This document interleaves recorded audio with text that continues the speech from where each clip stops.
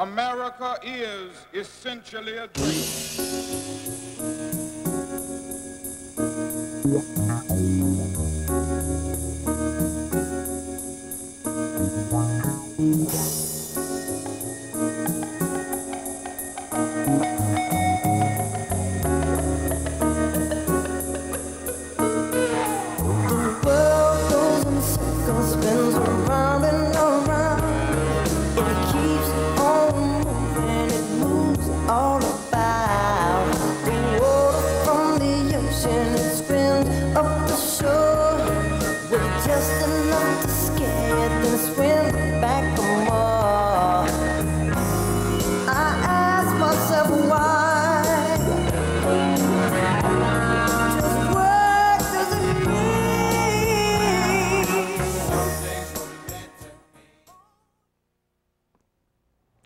Good evening. Welcome to Network X. I'm your host, Bill Bernioli. We're interrupting our series on the Bosnian Holocaust to bring you a special Election Day report this evening. On the 19th of this month, Seattle City residents will be asked to vote on a proposal to develop the South Lake Union area into a city park, a 61-acre park. Is this park going to be a $100 million blessing to the city or a $360 million boondoggle? Here to maybe give us an idea of that in the TCI studios tonight, we have to my left Matthew Fox. Matthew is a Seattle SCOPE, is it the acronym? That's correct. Seattle Commons Opponents Committee. That's correct. Matthew is the founder and chair. Linda Jordan is a steering committee member for SCOPE. And to her left we have Jordan Brower, who is a candidate for position number 1 of the City Council, a seat now held by the incumbent Sue Donaldson. Good evening. Welcome all of you to Network Hi. X. Thanks for having us. Matthew, the big question. How did this thing get started? Well, they say it started as a result of a John Hinderberger article, and it's important to understand, though, that there's a lot more to the Commons than this 60-acre park. It has become what was called in the Times the most massive urban renewal project on the planet right now.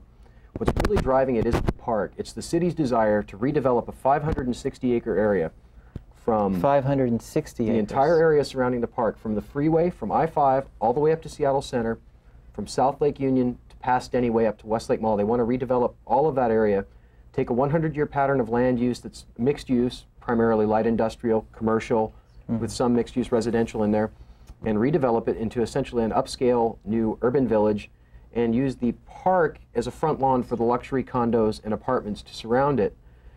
The levy is a down payment on what is estimated to be at least a $400 million project when you include all of the elements they want to put in there. And frankly, they don't have the rest of the money, and it's a lot more to it than simply a park. All right, let's take a step back. Who are they? They would be the city government, the mayor, city council, have been actively involved in promoting this project, developing the plans. It was written into the comprehensive growth plan, the urban village plan, as it were. And along with a lot of powerful downtown land use attorneys, political insiders, former politicians, these are the people that form the Commons board.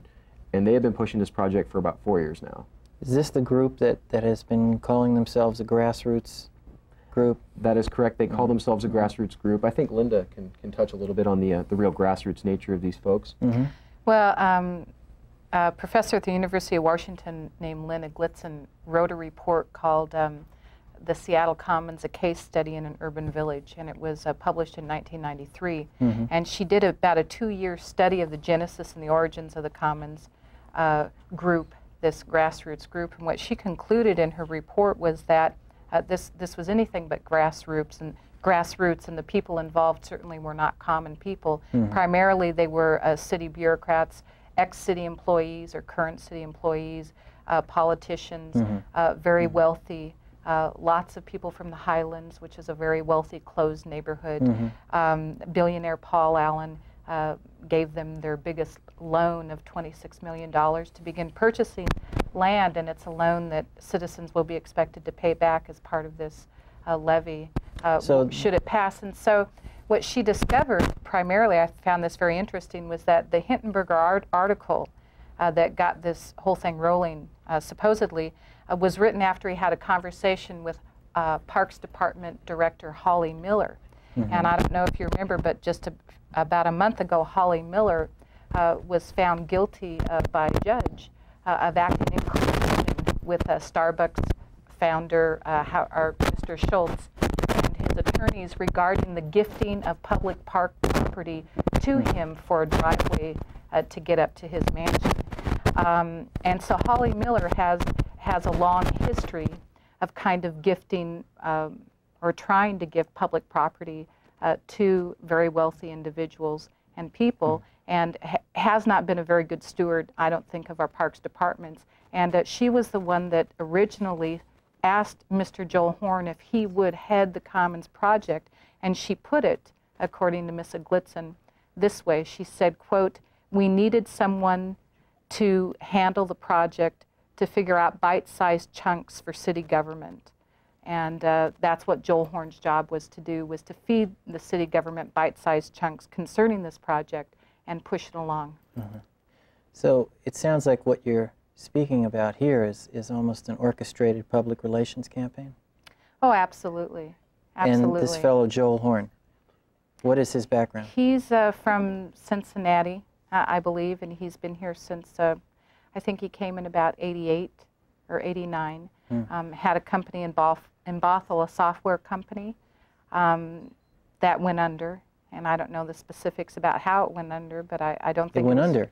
I could touch That's on. interesting. In the papers, he's been touted as I guess the word on that is he was brought in from a search firm as a CEO of a firm called, I believe, General Software. And what he did is he brought in a lot of high-priced talent from the East rather than hiring from within the company. He brought a lot of outside talent in, very highly paid from the East, and essentially ran the company into the ground. According to my understanding, we've been in contact with a former employee who says essentially that all the people he came in with got golden parachutes, and all the people who were there when the company started up were sort of left in the lurch. And the idea of Mr. Joel Horn winding up on some public development authority or with other quasi-governmental power, given his history, I think is a disturbing concept. Right. I mean, Tom Weeks did a press release last week in which he stated, along with Dolores Sabanga, that these are city council members? Dolores Tom Weeks is a Sabanga, current city council member. she's an ex-city council member who's now on the Commons board. And their press release said that the Commons Board of Directors would be charged with implementing the Commons project. And so you need to consider who's on the board and who's on the Commons staff, and Joel Horn would be one. Martin Seelig, a downtown developer who seems to be always bankrupt but never broke, who can't seem to rent the buildings that he builds, he's on the Commons board. And these are the people who would be charged with building this a very kind of Stepford Wives kind of community. Yeah, sounds like somewhat of a self-serving arrangement. And yeah, I was going to say Jordan should probably touch on some of the more creative financing they originally proposed for this. Well, 2 years ago, it became very clear to me that the Commons was not a park, but was in fact a land grab and an ability for folks to make a lot of money. We got rid of the independently elected comptroller, which is supposed to protect our long-term debt and the finances of the city. And once the cat's away, the mouse was allowed to play. You say they got rid of? The Seattle voters were convinced that if we got rid of the independently elected comptroller, that it would save us $500,000 a year. So Seattle has no comptroller? We have no comptroller now. That's supposed to be the fiduciary responsibility of the city council, but they've breached that responsibility continuously. So when the Commons project was brought on as supposed to be some sort of form of neighborhood planning, but in essence it wasn't a neighborhood plan by the Cascade neighborhoods, it was some outside plan thrown on top of them. The city realized this was going to be a $500 million project, and they were figuring out how to finance it. They tried to use a special scheme called tax increment financing, which would have diverted property taxes in that area to the project, but that was found to be illegal.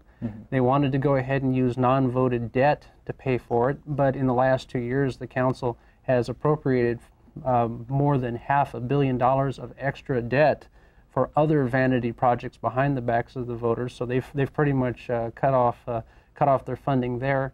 So then they were left to try to put this proposal before the voters. But instead of putting it as a 60% bond measure like they did with the 911 emergency center or library branches last year, they're trying to sneak it through as a levy at 50%.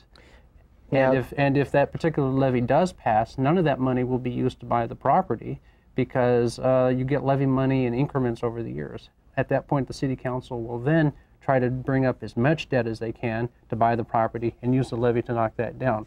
That means any project we need to do in this city, and we have more than $2 billion of deferred maintenance of our infrastructure, will have to be approved. $2 billion? $2 billion of deferred maintenance in lieu of these vanity projects. It's $120 million for parks alone.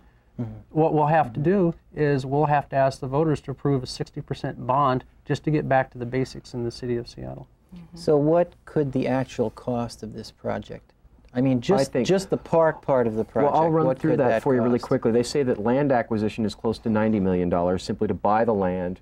Business relocation. And this is within the 61-acre Footprint. area. Simply to acquire Not the parkland. 560-acre Simply to acquire the redevelopment parkland area. is approximately $90 million.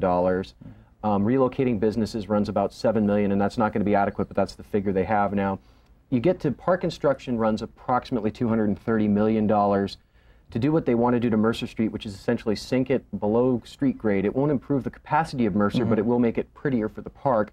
That would be $93 million, and they're hoping to get all of that from the federal government, which I think is an extremely unlikely proposition. And then if you look at the plans for new low-income housing in the area, that would be another $70 million. So we're looking at a total cost of approximately $400 million identified now.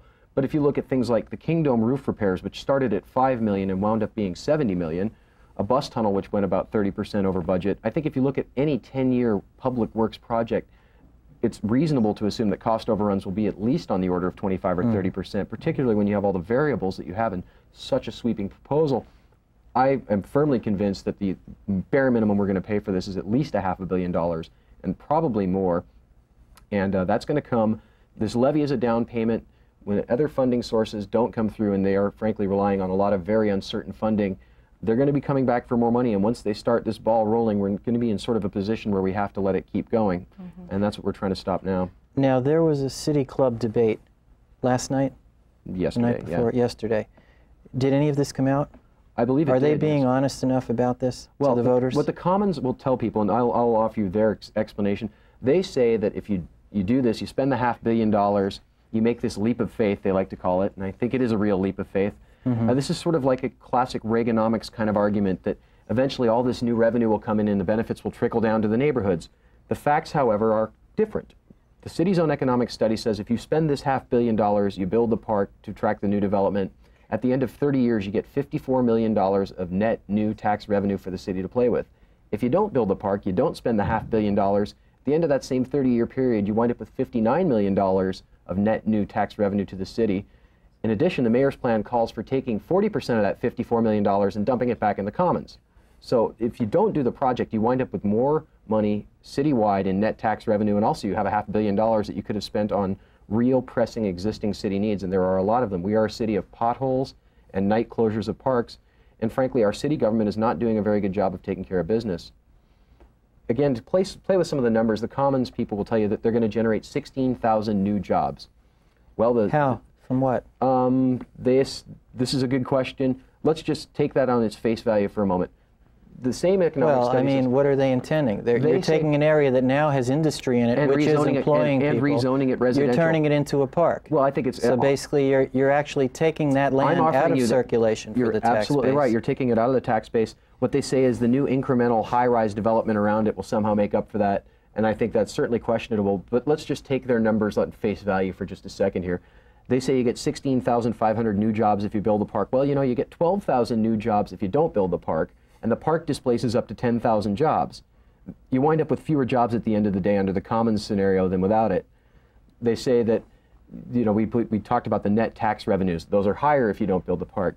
They say that you'll get all this lovely new housing. Well, right now you have an existing market rate affordable neighborhood, and in order to preserve 20% of the units as quote-unquote affordable, because rents are going to double or triple, you have to spend $100 million of public money to do that. I think we're playing a real losing game. We're chasing our tails. We're tearing down affordable housing, and housing developers, the downtown poverty industry, people who specialize in collecting grant monies to build low-income housing are all for the Commons because they can go feed at the public trough, but they're not doing affordable housing any favors. Rents right now in the area run basically $200 to $400 a month. At the end of the day, the cheapest rents are going to be $400 to $700 a month, and 80% of the units are going to rent for over $700 a month. This is gentrification, pure and simple. It's a scenario we've seen in a lot of other cities before. Absolutely. Jordan, if I could move to you for a minute. Now, in eliminating the comptroller's position, the city council then assumed, as you say, the fiduciary responsibilities for the city and for the taxpayer. Yes. How do they, how are they gaining a Teflon factor by basically pushing this on the public, signing on it when it's basically going to, cost so much? Well, the thing is about the city council is they're very scared. They understand that in this at-large scenario that we have in the city of Seattle, that if they challenge the downtown Old Boys Network, they're the folks that can come up with a huge amount of money to run a candidate against them. And so they're the ones that they're trying to please. Mm-hmm. And so for the most part, the council doesn't know what's going on until the executive tells them what he wants to do.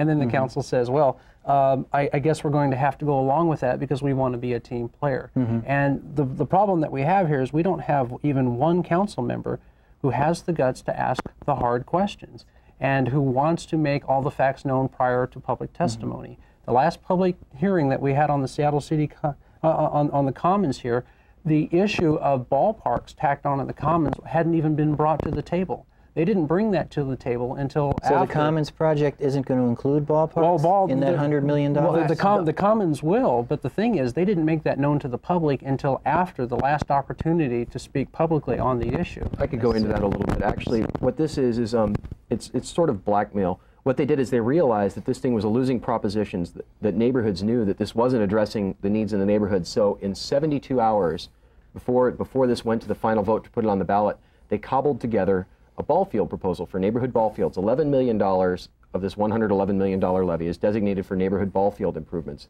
Mm. That $11 million came off of a $55 million priority list, which came off of a $300 million wish list. So I don't think they're doing much for the neighborhoods here. I mean, given that they're going to spend $1 in the neighborhoods, for every $1 they spend in the neighborhoods, they're going to spend $50 on the Commons. I think that the concern for neighborhood park needs is pretty thin. And even Martha Cho said that she didn't see a fiscal impact analysis on the ball fields until the morning of the vote to put it on the ballot. They didn't even have the money in there to do operations and maintenance on the ball fields, which, by the way, they only have 3 years worth of money for. After that, they're going to have to go to the general fund. The Parks Department and the schools don't have this money.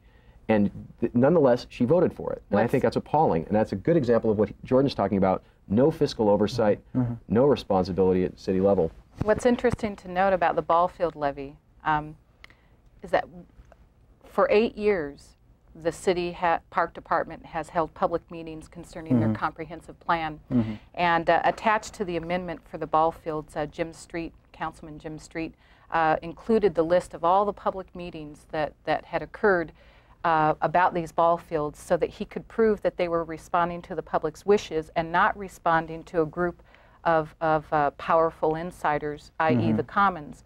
But when you look at the list, they all occurred between 1988 and 1992. There were 64 public meetings, there were 2 phone surveys, there was 1 written survey. So all of those public meetings occurred, and never once in 8 years did the City Council respond to the public and come up with an $11 million levy on its own. But the Commons sees that their project is sinking, and they want to save it, and immediately within 72 hours there's a ball field levy tacked on to the Commons levy. What are the indicators that the project is sinking? And they did some phone surveys. Oh, really? 6 to 8 weeks prior to the ball field amendment, the Commons, the Committee for the Seattle Commons, conducted a phone survey, and they asked 3 questions. 2 of my friends were called. They asked, 1, do you know about the Commons levy? 2, if the vote were held tomorrow, would you vote for it? And if you said no, the 3rd question was, if we were to add $11 to $13 million on to the Commons levy for the improvement of ball fields citywide, would that change your vote? Obviously, a few people said yes. They ran to the City Council, told them what to do, and the City Council did it. The preferential treatment shown to this Commons gang is quite extraordinary. That's one example of it. When you look at the land use zone that they've come up for the Commons zone, I prefer to call it the Twilight Zone, it's quite eerie. Things that other neighborhoods have to really fight to keep out of their neighborhoods are strictly prohibited in the Commons zone. For instance, peep shows and pornographic theaters that are right now allowed in single-family neighborhoods, they won't be allowed in the Commons zone because the beautiful people who are going to be living there don't want to see it.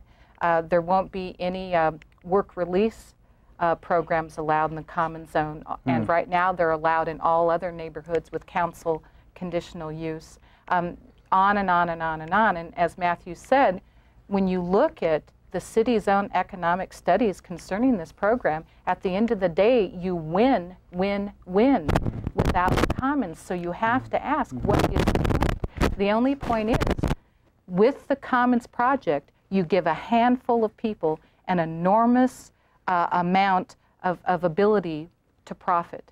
Without it, you don't. And it sounds like you enhance an enormous amount of power that they've already got. Yes. Also, what I'm hearing in this is that we could be opening a legal can of worms, especially around those preferential zoning arrangements. Preferential zoning, yes, and also with there. eminent domain. Yeah. Westlake Park, which was supposed to be a green park in the heart of our city and ended up being a shopping mall. This is the Westlake Mall? Yes, the That was gonna be a Westlake Mall. park. It was supposed to be a green park. It was paid for with forward thrust money. When did that occur? That was in 1968. 68 or 69. 69. 10 to 15 years, the city was in court. So with that whole eminent project domain. started in 1960, in the 60s? That's when the They've been forward arguing thrust over. money. They've been arguing over Westlake Park for about 25 years. Right. And Astounding. and the whole eminent domain process for the city, basically, the reason the Commons Committee, a lot of people ask, why couldn't this have been privately funded? I don't have a problem with this. Why couldn't it be privately funded? The answer is, private funding wouldn't give these people the power of eminent domain. The city has the power to condemn land it wants to, it's deemed that it's going to use for public projects. Which means they get it a lot cheaper. So they get, well, effectively, They do. yes. In order to get fair market value under eminent domain, you almost always wind up in extensive litigation, hence the 10 or 15-year Westlake eminent domain fight. And I guarantee you there's a number of property holders in there who've already said that if the city does this, they're going to stay and they're going to fight. And the only people who clean up, as usual in this, are the land use attorneys downtown who will be in for 10 or 15 years worth of legal fees. And several of these land use attorneys are, by happen chance, on the Commons board. One of Isn't them's the that president of the interesting? board, Isn't actually. that interesting? Just by happenstance. Jordan, if I could move back to you for a second, it seems as though you have been one person, even though you're not on the city council, but as a candidate who has raised some of the difficult questions. And I noticed the Times in a review of the candidates spoke of you as being a gadfly or not necessarily a serious candidate. Well, I think the word that Mindy Cameron wanted to use was a civic nag.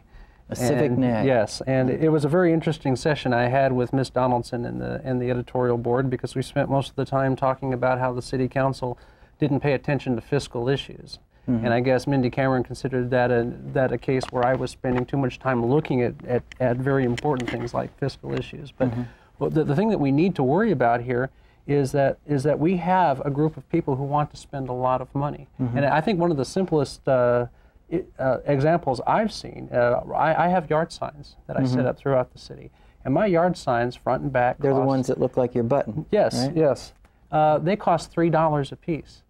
But the Commons yard signs cost $12 a piece. And there seems to be a lot more of them, There at least seems- from the major arterials that I drive along. Just wait till they get a hold of the public money and start building this park. That's right. Another thing about the Times, you know, Mindy Cameron kind of took us on saying that these feisty Commons opponents and So have you had an editorial Uncommons. meeting? Have you had a meeting yeah, we met with the editorial well, board? this is funny because the Sunday before our meeting with the Ed board, Mindy Cameron runs a column saying that feisty Commons opponents and Feisty. feisty Commons. I'm a feisty Commons opponent, and I wear that badge proudly.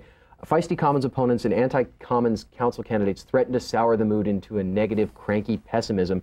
And then the following Wednesday, I go in for an editorial board meeting. I mean, I may as well have gone and had a cup of coffee for all the good that was going to do us, right? So we went in, we did the editorial board meeting. You know, we go through the motions, knowing full well that the Times is going to endorse this project. The Times owns 10, 12, 15 acres of land around the proposed park. They got favorable land swaps with the Commons for their land that was within the park path. They stand to clean up. They'll do just fine, and good for them. I understand their corporate interest, but I don't think that's serving the public interest. But it is interesting to note that, yeah, why even show up for an editorial board meeting when they've said that? But I don't think it's a matter of pessimism. I think, because I'm really optimistic about the city's future, and I think Commons supporters will have you think that we're going to turn into Detroit. Our downtown is going to cave in overnight if we don't build this, and it's just not true. Our downtown is doing just fine. The thing that is crumbling are our neighborhoods. We have potholes in our streets. We can't keep our parks safe, and the city just isn't taking care of business. And for us to focus so much energy and so much money on another downtown vanity project is simply unconscionable to me. I don't think there's anything negative about saying it. Linda, they've portrayed themselves as being a grassroots group. How would you portray the effort you're involved in? And what sort of citizen effort has been drawn to your effort? Well, we're definitely grassroots. Matthew started the group. I'm not paid. He's not paid. We do have one paid office helper that we hired about a month ago. And I think they have about 25 or 30 paid staffers. On their staff. You know, when you've got corporate money like $26 million here, $375,000 from the Boeing, when you have money like that coming in, you're corporately financed. That's not grassroots. Grassroots is really just people off the street in neighborhoods coming together. You know, we have a lot of the small businesses in the area whose livelihood is threatened, donating money and donating time and donating materials to our efforts. People coming in off the street every day calling us up to offer help. So, you know, I've been involved in other grassroots efforts, and this is definitely one of them. Well, may it bear fruit. As usual, we're at that point where we've realized we've got to wrap up the show. I've got a couple points I'd like to make. One, I'd like to tell people that you can get a hold of us if you're interested at Scope at 587-0777. One more time? 587-0777. And the rally. We're at 330 Westlake Avenue North, which is at the corner of Westlake and Harrison, right in the heart of Death Valley. We're right at Blast Central. There's also a rally against the Commons this Sunday, the 10th, 3 p.m. at the Orion Court Apartments, which is at 1814 Minor Avenue. That's right off the Stewart Street exit off of I-5. You can't miss it because they have an Uncommons banner about 20 feet high. There'll be free food, music, entertainment, and again, that's at 3 p.m. this Sunday, the 10th. We urge you all to come, and we urge you all to vote no on September 19th on the Seattle Proposition Number 1, the South Lake Union Athletic Fields levy. And thanks a lot for having us. Well, thanks a lot. Thank you. Thank all of you for coming down here tonight and discussing the issue. And also remember, we love this city and we want to build a better city. For everyone, a better city for everyone, not just a few. A good note to close on. Thanks again for being with us. Thank you. Thank you. And thank you for joining us this evening on Network X. We're going to take a break next Friday, and after that, return. And we should let you know that Network X will be seen after October 1st every Friday at 6 p.m. So take your marching orders out there. Stay informed and get involved. For Network X, I'm your host, Bill Brignoli. Have a good evening. America is essentially a dream.